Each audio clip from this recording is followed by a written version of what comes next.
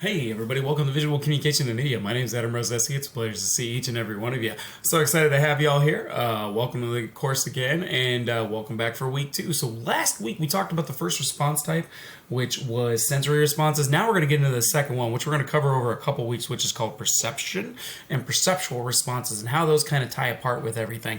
That's what we're going to focus on. So just to give everybody a heads up, you do have a discussion this week. That discussion, the initial post is now due on Tuesday. Reply post due on Saturday as always, so keep that in mind.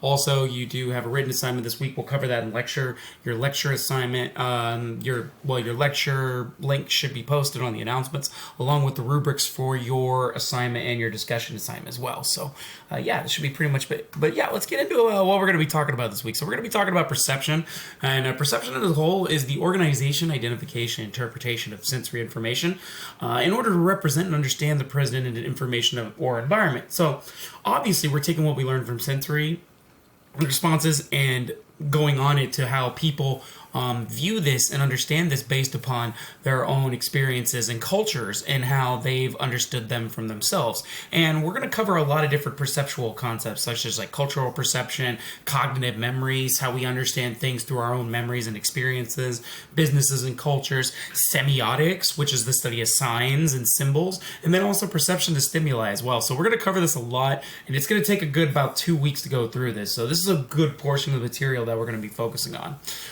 Other than that, that's pretty much it. That's all I got for you, just to give you a heads up.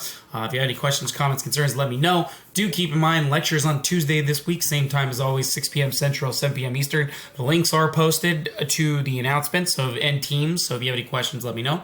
Other than that, that's pretty much it. Discussion, initial post due on Tuesday this week. Keep that in mind.